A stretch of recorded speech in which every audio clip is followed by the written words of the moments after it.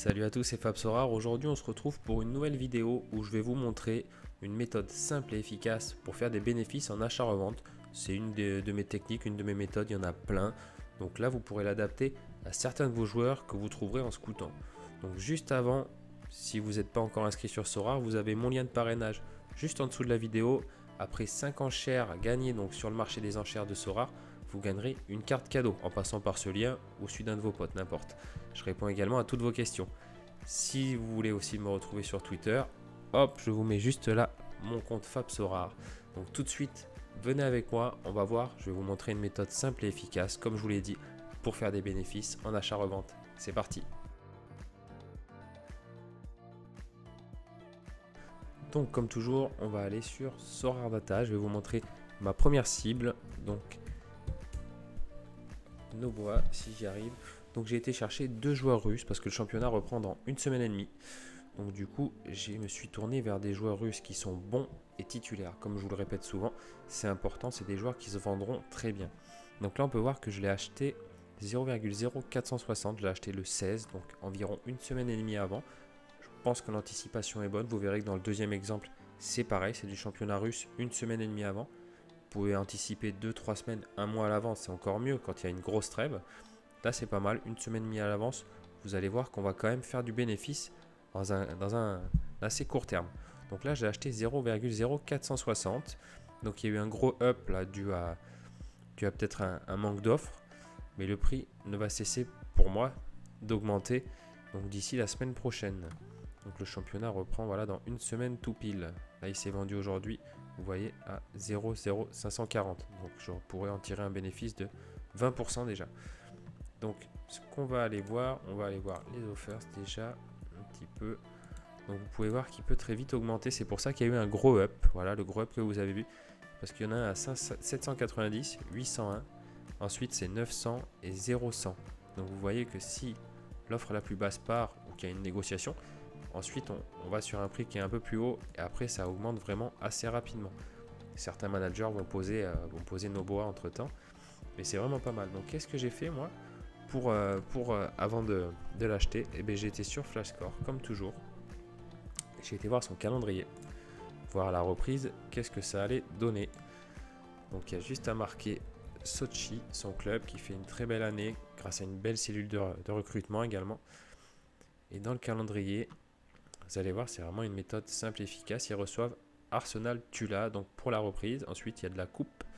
Et ensuite il y a Rostov. Nous ce qui va nous intéresser dans une démarche d'achat-revente, c'est de regarder son premier match, car les gens vont regarder ça pour l'acheter. Donc on peut voir qu'Arsenal Tula, c'est 12e, donc c'est à la limite de la zone de relégation, donc c'est vraiment pas fort. Arsenal Tula, ça prend pas mal de buts en plus. Et Sochi, eux, en mettent pas mal. C'est pas mal, oui. 3e meilleure attaque du championnat, il me semble. C'est ça. Et ils sont 3e également.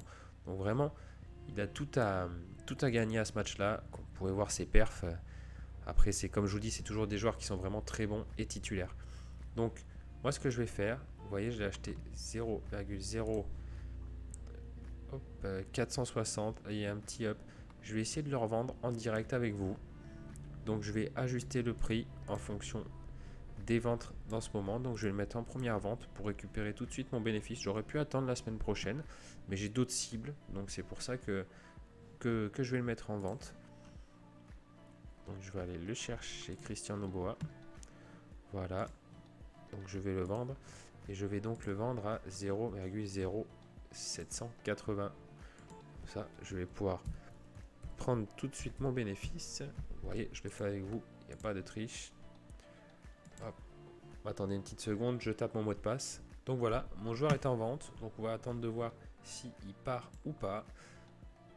Hop, donc on va continuer à vérifier ça. Je vous mettrai donc la photo du trade si éventuellement il est parti. Je vous passe tout de suite au deuxième exemple. Pour le deuxième exemple, je vais vous montrer un joueur qui pareil a un calendrier très favorable qui arrive et que je vais pas vendre de suite. Je vais vous expliquer justement, je voulais prendre quelque chose d'un peu différent. Donc c'est Fabien Balbuena, défenseur du Dynamo Moscou, qui est pareil titulaire indiscutable, qui est très fort. Donc je l'ai acheté 0,0172. Vous voyez qu'il y a un petit up là qui, pour moi, je pense, va continuer d'ici la semaine prochaine. Donc, vous pouvez voir qu'il fait de très belles performances.